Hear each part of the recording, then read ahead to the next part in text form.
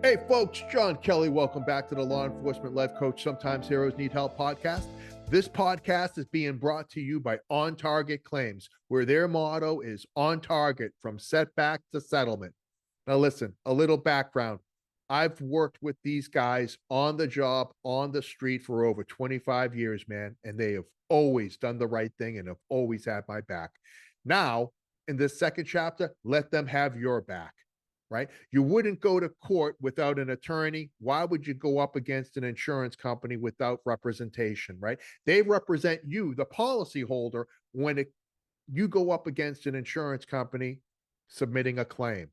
And I can tell you this, right? From beginning to end, they're going to be with you during the entire process. They're going to properly document that claim with the latest technology. And then when it comes time to getting things fixed, they've got a complete stable of vendors that are certified that are going to get it done right the first time.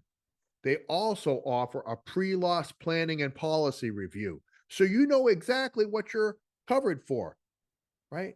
Make sure that you're adequately covered. The time to find out that you're not isn't after that horrific event. Okay. So give my friends a call at On Target Claims, 561-208-1775, or go to their website, ontargetclaims.com. They cover the entire state of Florida, offices in Fort Lauderdale and Tampa, and tell them John sent you. And now let's get to the episode.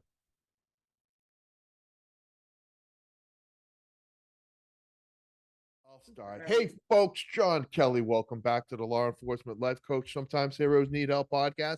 Sitting down with Dionnie Pfunde. And you're going to go, who the heck is that? Listen, I met Dionnie a couple weeks ago, and she is an immigration attorney, but she's so much more than that. Like, she really has her finger on the pulse of this issue and what's going on in our country. And not for nothing, we talked, immigration has been an issue in this country since there was a country, right? And so we're gonna have this discussion. She's gonna give us some insights on what she's doing, right, to be part of the solution, and some of the things that she's been doing to address these issues and how to help people get through this process the right way. And it's such an interesting conversation, folks. It's one of those, when you start peeling back the layers, you'll be surprised at what you don't know. And Dionnie is going to fill us in on a lot of that stuff this morning. And good morning, young lady. How are you? Good morning, John. Good morning. What an honor. You got me out of bed. Oh I my! mean, I'm I am like here. 740. This woman's not fooling around. Listen, I was like 740. I'm like, John Kelly, but I I'm here, know. and I'm honored, John. I met you. We chatted a little bit, and I commend you. First of all, thank you for serving. We Oh, appreciate my pleasure, that. huh? Commend you for that, and commend you also for opening up this conversation and having us on and just giving us your ear. And we absolutely, and when I say we, I mean me and you. Yeah, We no, absolutely. appreciate Listen, I think there are a lot of societal ills, and none it. of them get fixed by not talking. Yeah, I And agree. so I agree. we got to start somewhere. We got to stop yelling and pointing fingers, and we got to have civil conversations with really no agenda other than finding out more information that we didn't have, right? Agree.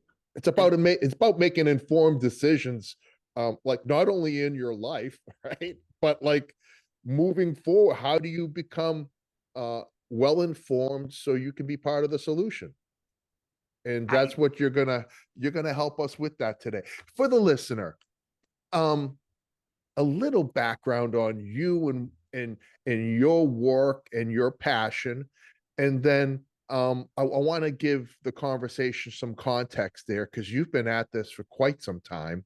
And then I want to ask all the questions that we've been talking and discussing back and forth, because I think that there's a historical context to immigration, and there's the now. And so I think a lot of people are scratching their heads saying, how did we get to the place that we're at? And so, I want to go down that road with you. So here's the thing. I could do the history lesson and start by saying we're a nation of immigrants. Right. Before anything, immigrants were coming to the shores of the United Yeah. States. Oh no, listen, history. I want History, your history. okay. You're not getting, History, I don't want history. American history. I want your So history. I no, but I literally followed American history. Good. So Let's hear my it. journey is a culmination or an addition to. I So love my it. journey isn't new. My journey isn't out of nowhere. Dionnie pops up here. We're just following a trend. Right. And so if we look at historically, yes, people have always been coming to the shores, then we can understand what's happening now. Okay. Nothing changed. Love it. My mother saw the opportunity that many others saw before her hundreds of years ago. So, with my history, I arrived here on my American history journey back in 1996. And In it's 96. surprising in 19, February 4th, I just marked, when I did the math, I think I just marked my 28th year in this country. Congratulations. That's Yes. I awesome. don't know if I'm still an immigrant or if I'm an American now. I don't know what the crossover is I between think being it's an when you immigrant and being American. I think it's when you land here. I think it's when you So, when you decide to be here. so And that makes you're me not a happy to tourist. be an Yeah, American. you're American. I'm an American. I'm an American. Hell So, yeah. so I landed here back on February 4th, 1996, and it surprises people, especially with the work that I'm doing, the advocacy I'm doing. They automatically think, "Did you come in illegally?" Because I spent a tremendous amount of time working on legal and illegal migration. Yes. So I landed here on a petition my mother had filed for me. So I landed, John, with my green card in hand, meaning I was a family member that waited. And this is important for this conversation Yes. because I waited my turn, right? I Right. waited my turn. My mom followed the laws of the United States. Well, she didn't follow them for herself, but she followed them for us, for And her that's okay. Hey, you trying to get it right. We don't Yes, always go the first time out of the gate. We don't always get it the right way. No worries. absolutely, absolutely. So my mom petitioned for me, and then I came over back in 1996. Wonderful. So Wonderful. seeing New York City for the first time, the bright lights, landing at New York's JFK, Yes. snowing, cold, never been cold in my entire life. I grew up in Jamaica. So that's how my immigration journey began. Wow. And so this is what I love. Like, so your story in it of itself kind of makes you a subject matter expert. Like a Yes. lot of people get into areas uh and they proclaim to be experts because they're well read. You Right. went through the So journey and I think that's where your passion comes from. lived it. I lived the journey. I didn't understand the laws, but I understood the process. Right. Before I even understood the law, before I went to law school, I Right. just knew there was this process and that my mother wanted to make sure that her children were a part of this process because I think she could see around the bend. Like if they came in and they were legal, then things would be different. Right. Different, Things maybe would be different different. opportunities than your mom Yes. had. Yes. Yes. Right. Wow. Yes. She And saw that. so with that, that gift that your mom gave you, right? I'll call it a gift, Mhm. um, to do things the right way, knowing that had the potential to open up some opportunities. You took advantage of those. You ran full steam ahead. Boy, Holy did I. smokes. Boy, did I. Let me tell you, I not only ran full steam, and it is a gift. I made sure I fully understood the gravity of the sacrifice she had made Right. and understood the importance of how this could change my life, my children's life, my Right. grandchildren's life, someday my Yeah, grand no, it's got a yeah, ripple effect. it does. It does. It does. And can I just I don't want to get too far ahead, but at the core of what we're talking about and seeing is that this is the greatest country in the world. And why wouldn't you want to start a life here? Are there some bad actors along the way? Are there people taking advantage of a broken system? Are there people being trafficked and exploited? Yes to all of that. But the foundation for, I think, the majority, see, I think what we've done is we've focused on a lot of the negative and the terribleness that comes with illegal immigration, cartels, sex Yeah. trafficking, drug trafficking, and we've allowed that to overshadow the mom or the dad that wants their kid not to grow up in a horrible environment and to give them an opportunity to experience the American dream. Am I naive, or am I somewhere am I on a decent footing here? You're hitting the nail on the head, Okay. John. You're hitting the nail on the head. What happens is once my mother comes in, she sends a message back home, Right. along with all the other millions of immigrants that have come across. This is the greatest country on earth. It is. Yes. Like, Yes. people can stand one side and talk about racism, they can talk police brutality. It is the greatest country on earth. Yeah. You And don't I'm know saying that, brutality until you've no, gone to some other no, countries where they no. chop your hands off Thank for you. stealing. Thank you. And you don't, and you don't even have freedom of speech. You don't No, say things no. like, You no. say things, you end up either dead or in a cell. It is the greatest country on earth. And I Right. say that after having traveled over 52 different countries in this great universe. Oh, wow. I've traveled, I've looked at their immigration policies, I've looked at how people migrate. Sometimes I go to Miami and I count that as going to a different country. So that I add that to my list of Yes, countries. greatest country, greatest country on earth.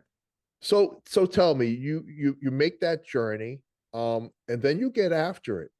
I mean, I don't want to fast forward through too much of your early history, but you go ahead and you obtain a law degree. I did. Mhm. And I let me ask you, so is it your third year that you specialize in do you start out with a focus, or is it like your final year in law school, you start drilling So, down into what you want? Tell me about that. I have a secret. I did not want to do immigration law. Okay. I didn't because it was so stereotypical. Remember, I've lived the journey. Yeah. I'm an immigrant. I'm advocating for immigrants. So I wanted to do like criminal law or something transactional so I could be in a Okay. city stocking in Chicago, in one of those tall buildings, Yeah, yeah. walking with my gray suit and my square-toed shoes and have on my pair of silk stockings that I bought at J.C. Penney. Yeah. If there's still J.C. Penney, I'm probably showing my age, It's but okay. It's either that that's or Macy's. it's either Macy's. that or Macy's. I had all the Macy's suit, all the Yeah. because in my mind, I knew I wanted to go to law school because my mom Right. said, lawyer, doctor, Indian chief, you're in one of the greatest countries on earth. You have to do something with this opportunity. Yeah. And Apply I yourself. love to talk. So I equated being a lawyer Wait, with I don't get with that sense. talking. The sense from you. No, that's I very love to talk. So I was like, okay, I'll do law school. And so there was no specialization. The first 2 years of law school, they're throwing everything at you. I got you. Okay. Criminal Okay. law, torts, property. They're throwing everything at you for 2 whole years. So Got you you. have this full understanding of American jurisprudence. So for the Understood. first 2 years, we did everything, and it's required for the bar exam. So Oh, okay. we had to learn every A wide birth of knowledge. Yes. yes. We had to learn Okay. everything. So I didn't So choose immigration law out the gate. No. okay. So in year three, is that when you were thinking, or even then after that? So when you after you became an attorney, what kind of law did you practice? So I went into more administration. So I Okay. was running, regulating attorneys. I was a director of a law school, but I still kept my advocacy going. I Understood. still had, I had my hand in it as far as what's going on with immigrants. If we go back to 2010, earthquake hits Haiti. I'm back at it Right. again. Right. So I'm in it. Like I'm in it to see Yeah. happening with our community. I and and you'll have to excuse me if I jump around a little bit, Dionnie. So Mhm, when I'm in law enforcement in South Florida in mhm, 2010, mhm. earthquake in Haiti. Um, and this is remember this conversation we had. So Yeah.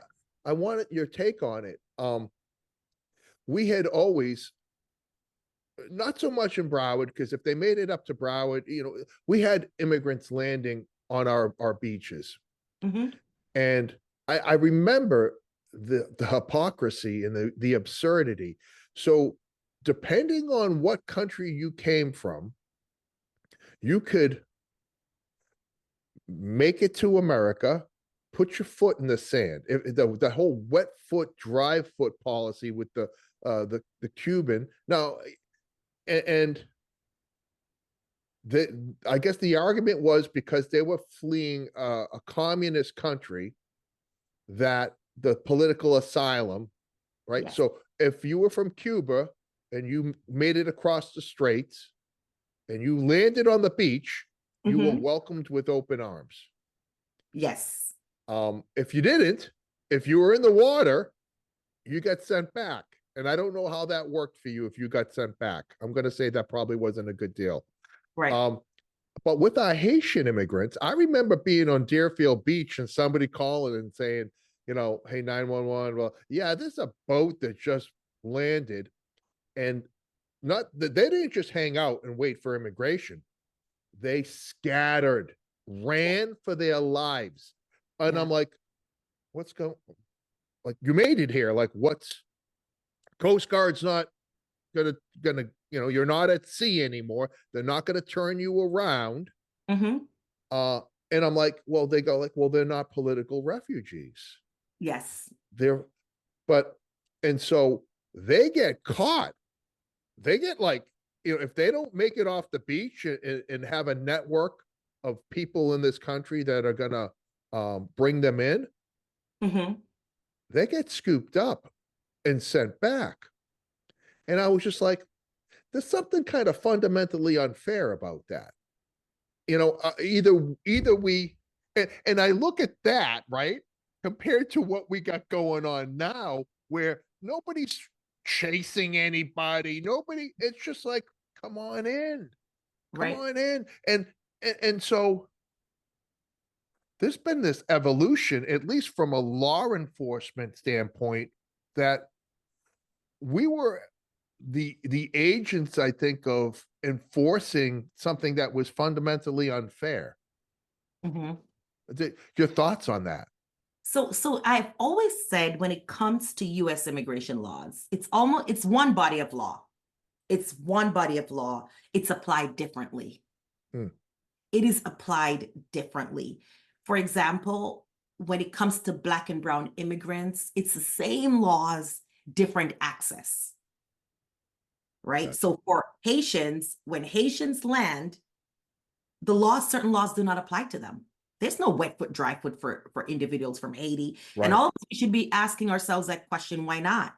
Because they're going through the same thing. They're traumatized. Their countries are in the same position. A warring They're at country. war. There's hunger. There's terrorism. There's all of that in their country, similar to Cuba. But when you look at the agenda, when you look at a Cuban who land dead because wet foot, dry foot has now changed, right? So when they landed, there was an open door. And we see it now, John. It's emphasized with those coming up to the southern borders. When you look at just look at the hue or the shades of the people that are coming through that border, right? Right. Because our system is broken. We don't know what to do with them. So now we're giving that job to law enforcement officers who, in cases, are immigrants themselves, parents, children of Sure. immigrants, married to immigrants. We're giving them this terrible job of saying who to let in. That's not their job, but we have given them that job, and now they're there. Imagine in one day you're processing 18,000 people coming across the border. Yeah. And I don't know about your training, but I don't know if you were trained to decide whether a 14-year-old should come into the US or Yeah. not. So listen, let me just say this. Tell me. Regular law enforcement has no idea what they're doing. Customs and And Border, there aren't enough agents. They're not, last I heard, they were building. law enforcement officers were building temporary housing, not not being part of the Yes. system that they were And I supposed to be. I love that you're bringing that up because I can tell you as an attorney, CBP ICE, they're our friends. They're, A lot of people want to yeah, say it's the immigrants against ICE. No, these officers are doing their jobs. right. They're doing their And jobs. they're very empathetic and they're They caring, and are. it's got to They be absolutely heartbreaking to see some of these.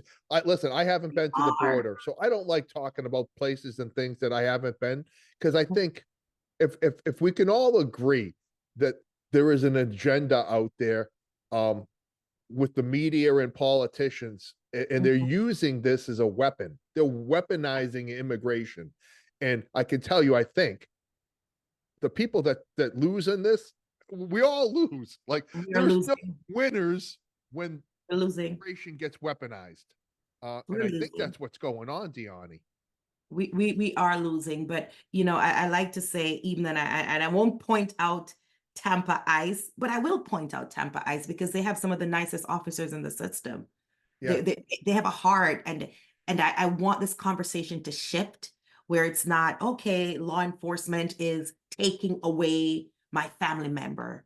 No, they're doing their job. They're doing their job. Right. And it's like, they Their job. didn't ask for that. Like, they They didn't did wake not. up that morning and go, I want to take I want to be the guy that removes somebody from their No, they're folks. not.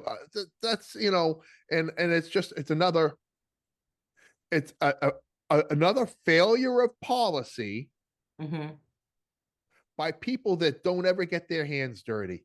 Yeah. They don't ever see or have to deal with the their failures to properly govern and promote legislation and enact laws that make sense.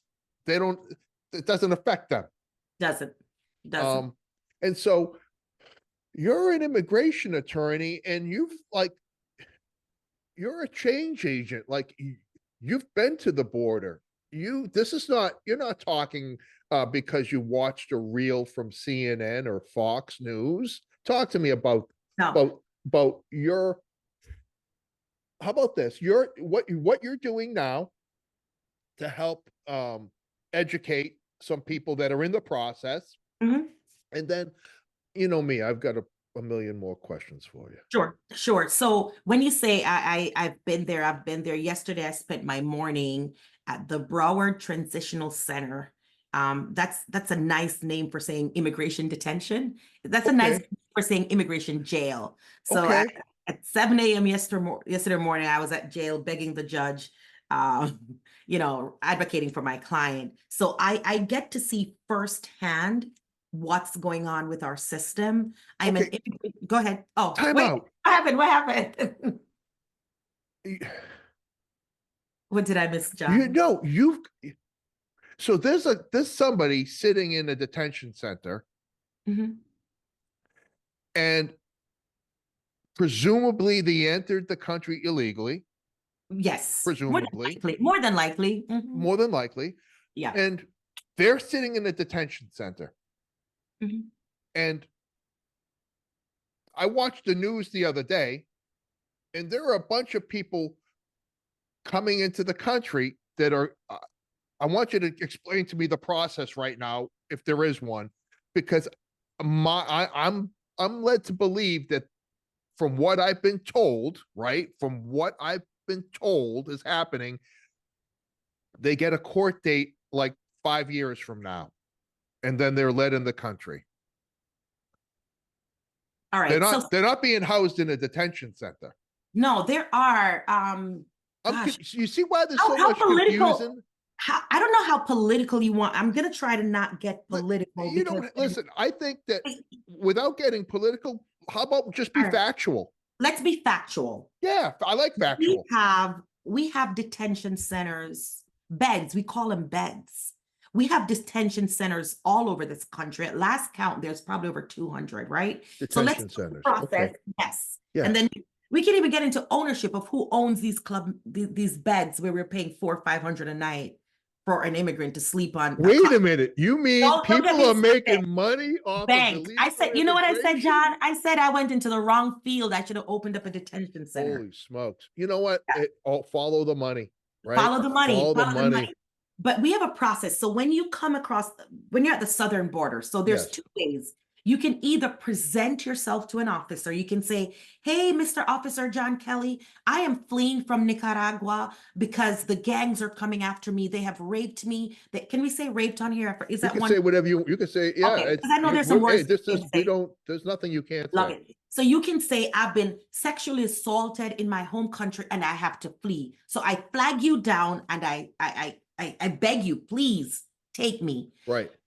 Prior to last year, when they got rid of 42 wait in Mexico, the officer would say, go wait across the border, which they call it the Wait in Mexico program. Wait in Mexico, where some Mexican dude had a piece of paper where he was going to give you a number. If you had enough money, Where did you know? Let me ask you. You're going through this process like you think I know what you're talking about. When you wait in Mexico, where do you wait? Do you wait? Do you have at the border? No, there's no hotel. You just waiting. Are you what, like waiting in a tent? You're waiting on the ground outside. You're just waiting. If you have money to get a hotel room, if you have money, there's a whole ecosystem built, but you're literally just waiting. They call it wait in Mexico. Okay. Okay. You're waiting. I got you. I It's see just your face. and how You're long could waiting. this wait be, Dionnie? It depends when they get to your number for the officer to sit and ask you some questions. Okay. So right. it could be a day, it could be a month, it could be 6 months. And you're I've just had people that never spoke a word of Spanish and they waited in Mexico so long that now they're bilingual. well, it's one upside to it. That's one Sarcasm. upside. You're bilingual. Sarcasm. You're not bilingual. Yeah. So there are those okay. people, there are Yes. those people that say, I'm not trying to sneak in. I'm trying to say, I want you to I have help a me. fear. I have a well-founded fear. Yes. Please let me in. I got you. So Okay. for those people, when they go to the border, they are what we call processed. In other words, the officer asks you a bunch of questions. Okay. Where are you from? What's going on in your home country? Why are you here? Okay. They're trying to determine, based on their training, do you have a real, they call it a credible fear. Is it credible, or are you just lying because you want to come in? Okay. And the officer makes that determination. All right. And you know what? You have a credible fear. Here's your notice to appear. Here's your piece of paper. Here's your summons for law enforcement that are Yes, listening. you're an Here's your NTA. Sure. summons. Yeah. Here's your summons. You go to court. The problem with that piece of paper is there's no date or time on it. Let that sizzle a little bit. We're just we're playing games. We're playing games. And the officer will do that 1,000 times that day. Why? He doesn't know where in the United States you're going. He doesn't know who you're going to live with. He doesn't even really know who you are. He doesn't know who you are. You're not presenting a Florida driver's license. No. And first of all, you're going to say you don't have your passport. You have nothing with you because I've you're got nothing. fleeing. My name is Joe Schmo. My name is John Kelly, for a matter of fact. Yeah. Right? And you have this piece of paper, a notice to appear, and I have a bunch of them. At the bottom, there's no date. There's no time. There's no judge. We're playing games. And then he'll do this 1,000 times. The only thing I have to work with when John Kelly, for example, walks into my office is that they were given an A number, a tag, a 9-digit number. Okay. So my prayer is that that officer did his job at the end of the day, even though he had 1,000 of these things and entered them into the system. So then I can identify a court. Hopefully it'll be there. A judge, hopefully will be there. But that A number is the only thing I have to rock with. That's the only evidence document that shows that this person actually had a conversation with a border agent or an officer, and they were part of this process. Yes. You know what? They're traveling. They're not traveling with Louis Vuitton luggage. No. They've got a backpack, maybe. Yes. and maybe they end up using that piece of paper to wipe their ass. We don't know where that piece of I've never it's if I can count how many people show up with this, they remember getting something. They Right. remember signing Listen, something. It yeah, yeah. was a lifetime ago. It was a And through lifetime all ago. their travels, right now, I mean, this piece of paper Mhm, that is just playing games, doesn't mhm, mean anything, gets mhm. lost. Yes. This happens on a scale of how many thousands? A lot. I can't count. There's one center in El Paso. I'll be in El Paso in a couple weeks. There's one center that's processing because once they come in, there are all these centers like the Catholic Social Services. There's a humanitarian side, right? That Right. says Okay. let's get because when you are processed, all of your stuff is taken away. The dirty water bottle, the kid's blanket that they walked with through the desert for 6 months, all of that is taken away. You're not entering the country. And it makes sense, right, John? Because we can't allow you to bring everything in because you're not screened. We just can't. So but everything is taken away. So you go to a humanitarian shelter where they may give you a new blanket, a new toy for the baby, and there's kind of I don't want to call it a welcome. I'm going to call it a soft landing, meaning They're your trying to paper. treat you like a human being. Yes, so that's the humanitarian side. You may get a meal, and you're probably there for 2 days, if that, because you got to keep it moving, Sally. Like you can't Dionnie, sit here. how do I get food when I'm going So through this they're process? amazing. So a lot of people at these shelters, you identify, hey, I know how to cook, and then you start cooking and feeding people. You have volunteers. Mhm.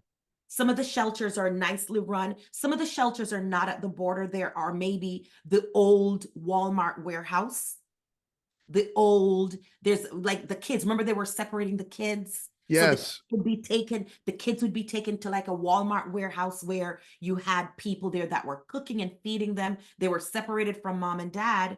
Now they're placed in like a Walmart, and then some, that's a little bit more We're organized. not still separating kids from It's parents, are not as we? bad. So it's not a new phenomena. No. Well, and It's somebody, not as bad. a DHS secretary under Mhm, Trump's administration explained it like this: if you're driving a car, you're the parent, and you get arrested, the state takes custody of your kids. mhm. Basically, Okay. and so child services comes in and they take, so you've been separated from your kids because you've been arrested, and that was the analogy that was Because used. because they've criminalized the action of entering they've just Oh, criminalized the immigration law because technically, and I had this argument in court yesterday with the judge. He was amazing, by the way, because we've criminalized the act. So when for me, I'm like, wait a minute. The only way you could have separated me from my child is by saying that I broke the law, right. right? And a lot of What's times, the benefit of, I'm so sorry, Dionnie, there are so many things that have my head spinning right now.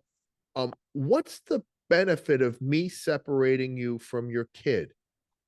because of the jail, think about it. We're calling them detention centers. We're calling them all these But how love. many, They're listen, jails. how big are these facilities? They're huge. They could hold, some of them can hold hundreds of people. They're huge. It's like so these are jails, right? Right. Remember, we don't know who's who.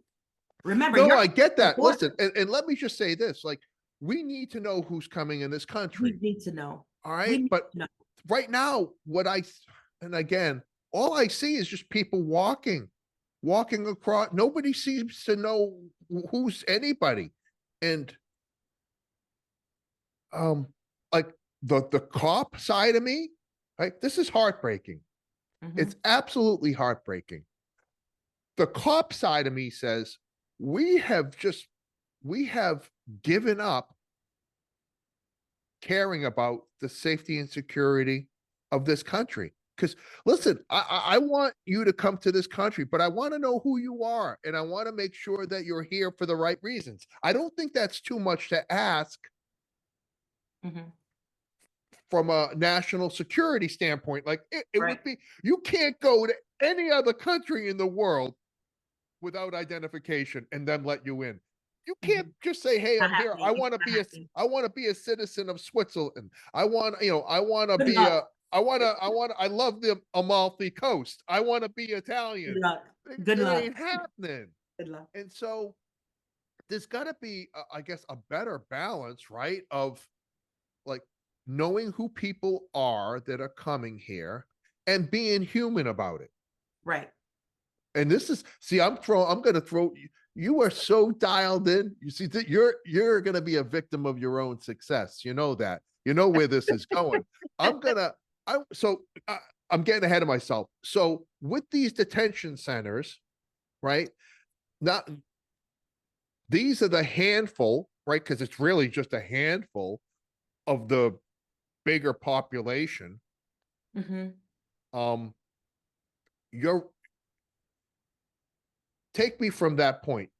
Like, And let me just pause to say the only population you and I have even touched on so far is the population that is accounted for, meaning they got caught or they stopped at the border. We're not even going to talk about for this discussion those that we don't even know how they entered, where they entered. That's like a whole different conversation. So I just want to make clear. yeah, and that's the Only, thing, right? yeah, we Dionnie, haven't even talked about we're that not part. talking about. We can't talk about things We that we can't. don't. We can't. We Because I don't don't know. know. I don't know. I don't know. I don't know, right? The only time I get that data is if somebody presents in our office and I say, oh, give me your papers or give me your A number and what paper, what A Uh, number. So that's a different and conversation. and just for the listener, that's just as concerning for you as it is me. Hmm. You want to be safe, Yeah. Yeah. and we've seen. I think it's just we won't even talk about that We because won't. that's going down a rabbit It's a hole. different conversation. Yeah, it's going down a rabbit hole where I don't see an end. Right. So Absolutely. let's stay with what we know. Let's stay with what we know. So after they come in, they're at the detention center. The family members here in the United States may or may not get in touch with someone like me. They Okay. may or may not say, I need a lawyer. They may say, wait it out, sit there. We have no money to retain services. So you're at the detention center, you're fed, you're clothed. Most, if not all, our detention centers are privately owned. And they charge by the meds, by the beds. Each bed, when we looked at the numbers about 2 to 3 years ago, each bed, the government would be, and the government is paying for these beds, by the way. The Okay. government would save more money if they put each person at a Ritz-Carlton. You and I are opening up a detention center, Yes, and we're going to call it yes, whatever you want to call it. and yes. And can we Oh, use like GEO is one of the biggest ones. They GEO, and when if you follow the money, a lot of politicians owns stakes in some of of these course they detention do, centers. If you follow the because money, this is a problem that's never going to go away. they don't want it to And go. because they're writing the legislation to make sure it doesn't It go will away. not go away. So when you say what is the middle ground, there is a middle ground. Some of that money, put it into one training or agents, fully funding CBP and ICE. And I know I'm talking big government, and that's the, That's fully okay, train but them, that's fully train them so they have a little bit more tools in their toolbox to make decisions. They can make those. I'm not saying give them the right. I'm saying give them to go a little bit faster. Instead of processing 500 people, let's process 1,000. and give them the skill sets and the tools Give them the to make skill those sets. Yes, determinations. Yeah. yes, yes. But don't let, because they're doing it without the skill set and the tools. Mm, Let's give them the skill sets and the tools because they're doing it. They're right. looking at somebody and saying, I'm gonna turn you around, I'm gonna put you back on a flight, send you back home, or I'm gonna let you in, I'm gonna parole you, depending on where the person is from. So they are making those decisions. Huh. So this person is now sitting in a detention center. Some of the detention centers, like the detention center I went to yesterday, they have a court inside of the building. So the judges are in the building, right? Okay.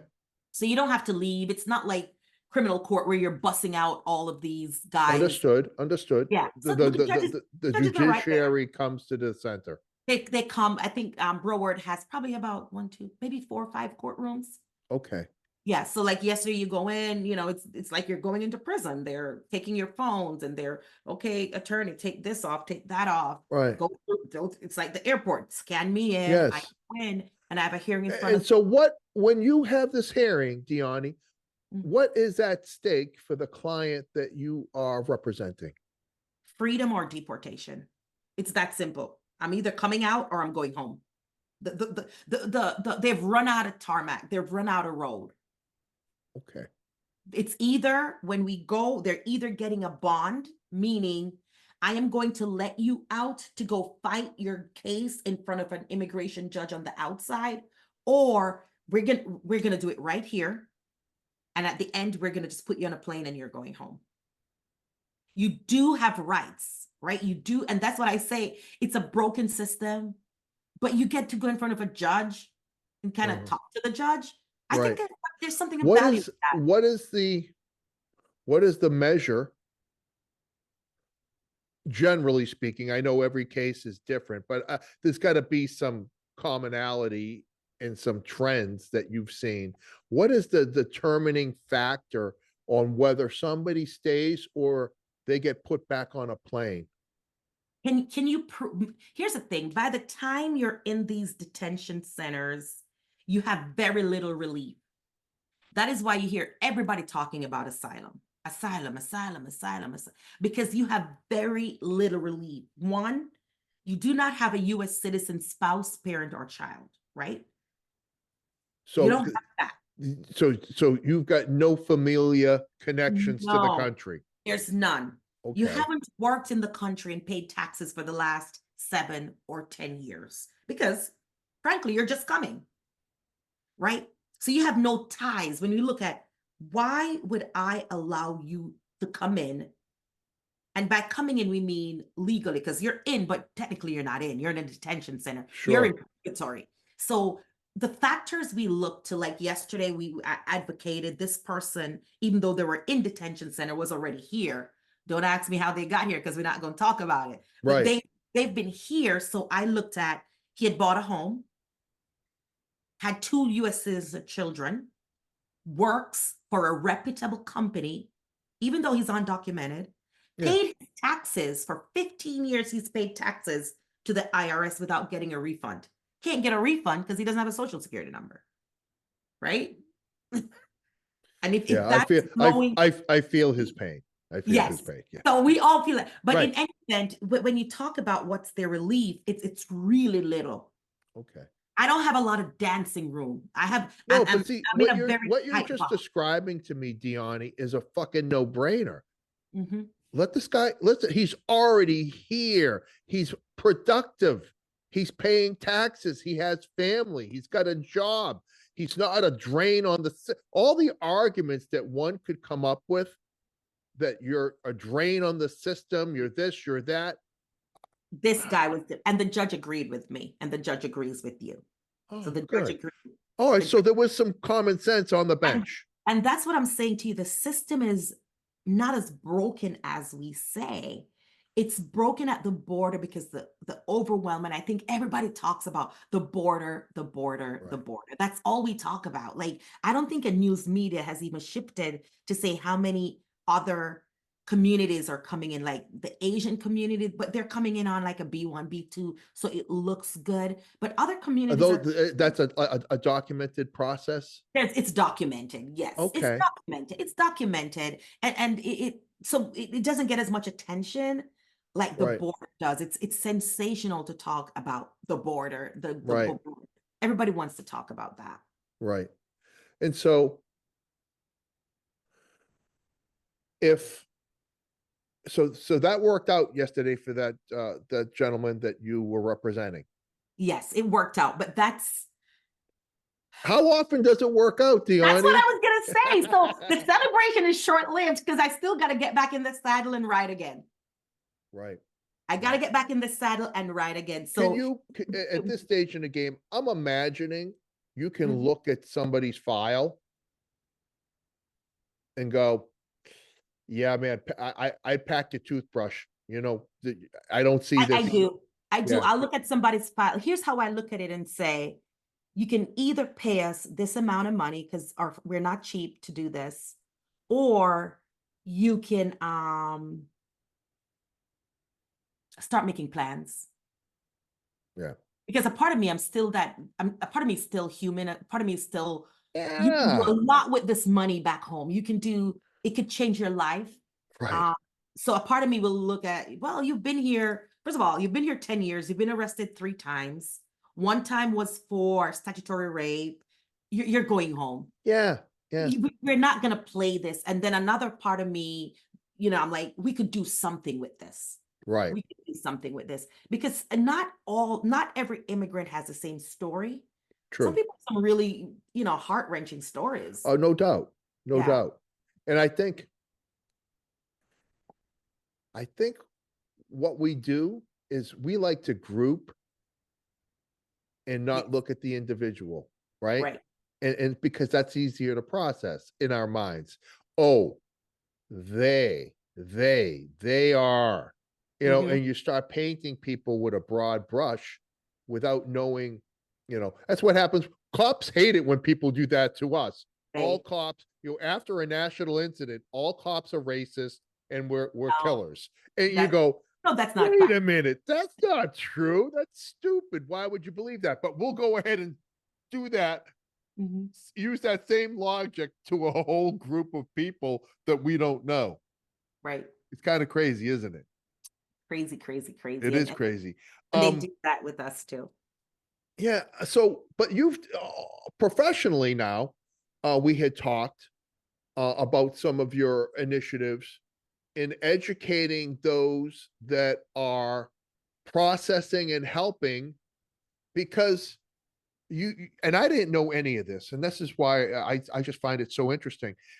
It's not, you don't really need to be an attorney prior to representing somebody at a detention center. A lot of this is administrative filings and whatnot, and so you've started some initiatives in training people to do things the right way. Can you tell me about that?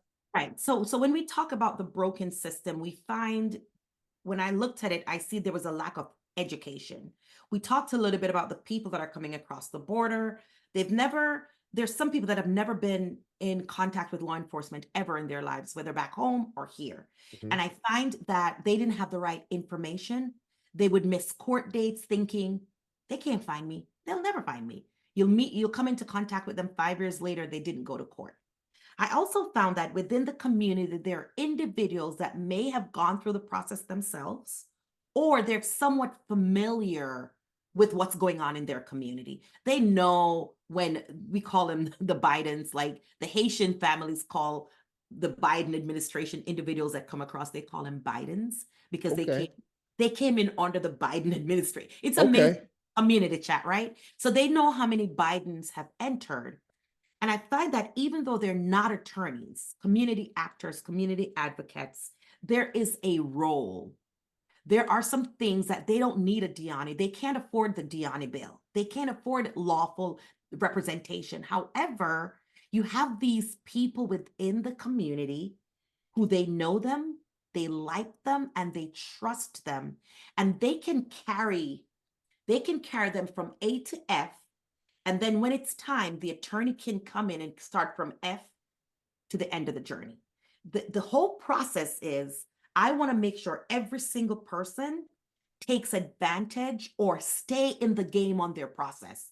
Don't get lost. Okay. Don't get caught up. You can't do this. You can't do that, right? If you change your address, you must report it to the government. I Mhm. know. I know. They're like, and it's a little bit of a, is she really an immigration lawyer? Or is she a snitch? No, I'm not a snitch. I'm saying to you, the process works. But if Right. you keep not following the process, it's not going to work for you. Right. If you call me after you didn't go check in with ICE, you've pissed off that ICE officer who trusted you to put a bracelet at your ankle that you're going to show up. Mm. Now you've pissed them off because you didn't show up. Right. So I am saying, let me train these individuals to go into the community. I call them legal rebels. Go into the community, make sure Johnny's going to his ICE check-in. Make sure Susie filed her application on time. How are you going to do that? You're going to use your platform to help me spread the message because I can only appear on so many podcasts. I can only Right, talk right, to right. so many people. And so So what are that's these true. people? They're in the community. Do they have a sort of a title or a designation? They're called immigration consultants. Okay. They're immigration consultants. They go through our training. And not only that, the board allows them to become accredited representatives. And this is under the Board of Immigration Appeals. And it's Okay. for non-attorneys. Why? Because they saw the gap in representation. Okay. They saw the gap. There's not enough lawyers and there's too many immigrants. So there's Right. a huge gap. So they developed, so I didn't develop this program. I'm just offering the training. Right. Because you've seen some shortfalls and some gaps in their training where Yes, they're not being as effective as they should be or could be. absolutely. Absolutely. And I'm even taking it a step further where I'm trying to get into countries outside of the US to say, before you make a decision to come, here are some ways in which you can come. Before you, as a Oh, doctor, whoa, whoa, whoa, whoa, oh, yes, whoa, whoa, do it. There whoa. are ways, do it legally. You do, Oh, go to whoa. the Listen, border. you're talking craziness now. You I mean know, I go to the know. countries and educate the people. Don't do it this way. Do it this way. Do it the right way. You're a dentist, for example. You're a dentist in Haiti. Why are you going to the border when the United States has some of the friendliest immigration laws known to man? Why don't you try instead for a specialized visa for dentists? Why Hmm. don't you do that? I don't know. Impress me. Impress me. Right. So I want to make sure people understand that there's so many other ways to come to the United States without sitting at the border with your family, risking it. Yeah. Let's just, without getting crazy. Mhm. It's too late. I'm crazy. No, you're good. Without the situation getting crazy. Like when you do that journey illegally, perilous, Powerless. extremely dangerous. Yes. Your safety, the safety of people maybe with you that you care about. Mhm. Um, I can't even imagine. I can't even imagine. Mhm. But if there's a safer way, a right way, um, certainly not for everybody, but he doesn't know that in Haiti, the dentist. Right. They don't know. They do not know. And listen, I understand the pain of communities because my mother had that pain Mm, where she just wanted something different for her children. So I understand that pain. I don't want to sound insensitive.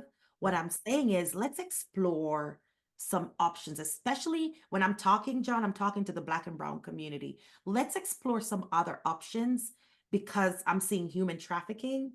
I'm seeing you losing, being separated from your child, Mm, living in this country doing, now you're washing dishes and you have a master's degree, but now you're washing plates because you didn't do it the right way. right. So I am saying let's train enough people around me to start really talking and debunking some of the myths about US immigration laws.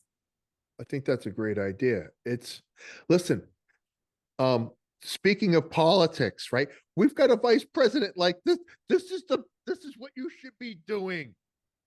You should be, these are ideas, these are Yes. solutions, these are, Yes. it's not, you know, so for as hopeless and helpless and confusing as the situation is, there are solutions. There are solutions.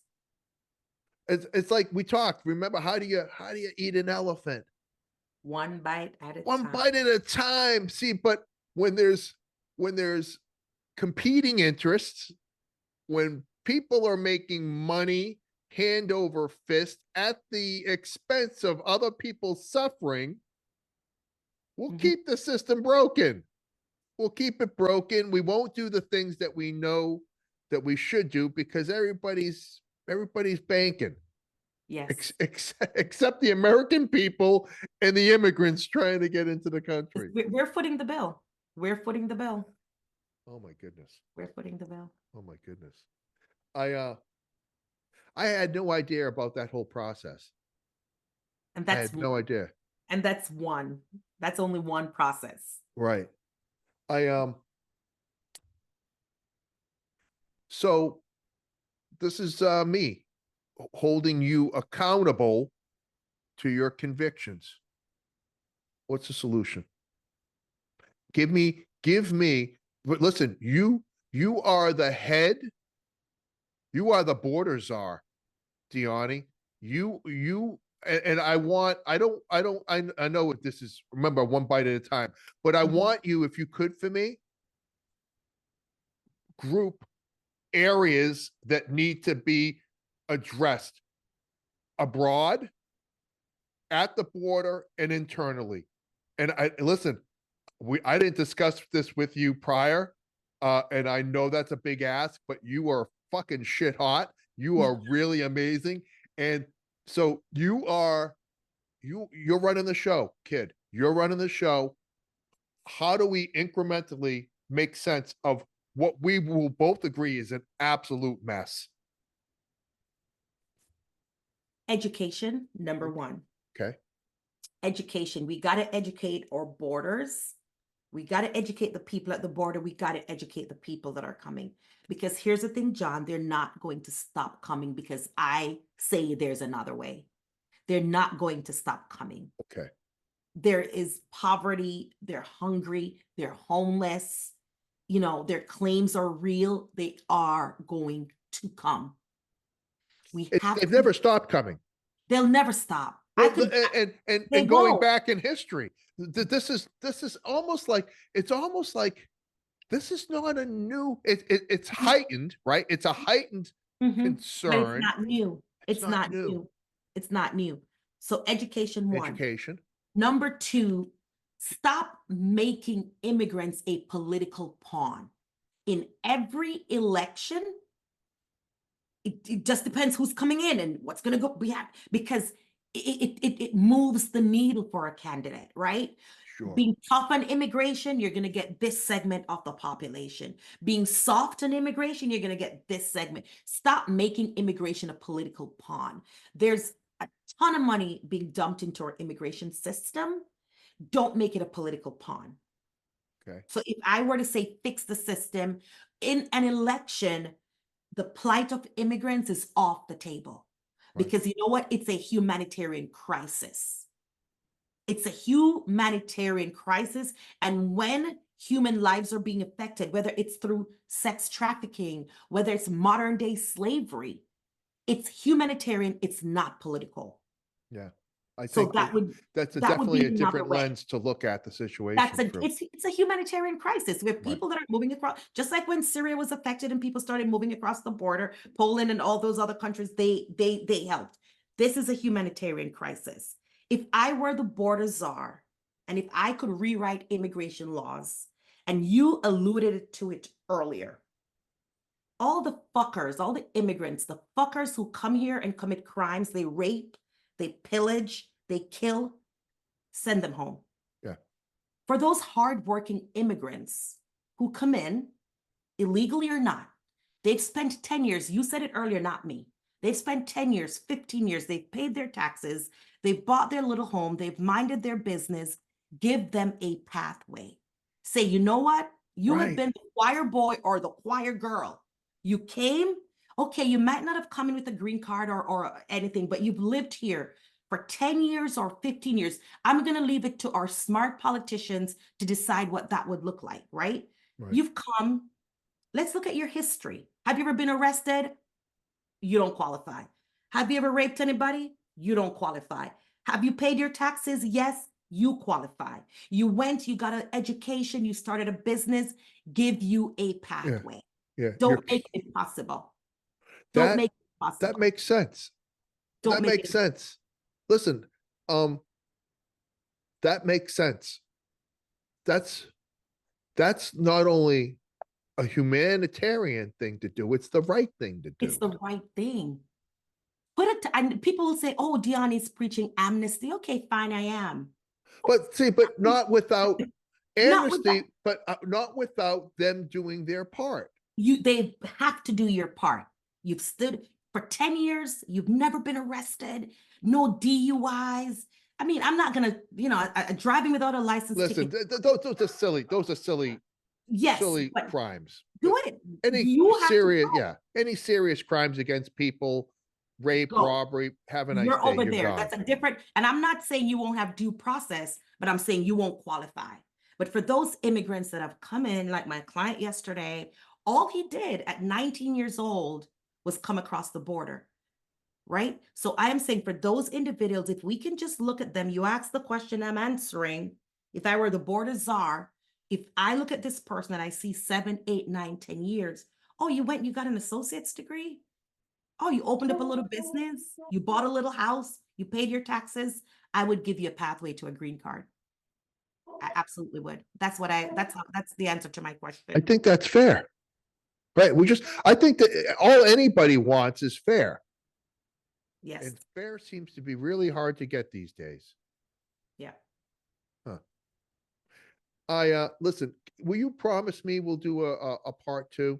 Absolutely. Because Absolutely. I want to be respectful of your time. I know you've got some other obligations this morning. Thank you so But much. I think that if we could, I would be honored if we could sit down again and talk about maybe the things that we didn't talk about today, because I think there's solutions there as well.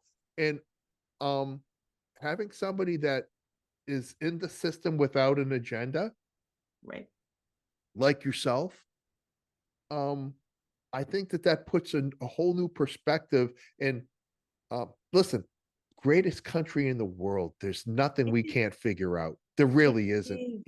Smartest people in the world. There is nothing we can't figure out. And it may just take us getting out of our own way. But listen, let me just say this, Dionnie Thank Pfunde, you. it was an absolute pleasure. I love the work you're doing. I love the energy you bring to it. And I'm thankful for you and your passion, because at the end of the day, listen, at the end of the day, the legacy is how we impact other people's lives.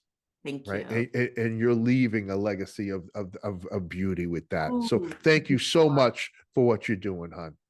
Thank you so much, John, and the pleasure is mine. And to all your listeners, thank you for giving me grace. Thank you for giving me space. And I really, really, really appreciate it. And John, looking forward to a part 2. Don't promise this kid and don't deliver, John. I'm already scheduling it. I already sent you the link. Thank you, John. Have a wonderful day. Dionnie Pfunde. Thank you, hon. All right, bye. And that is that, kid. Thank you.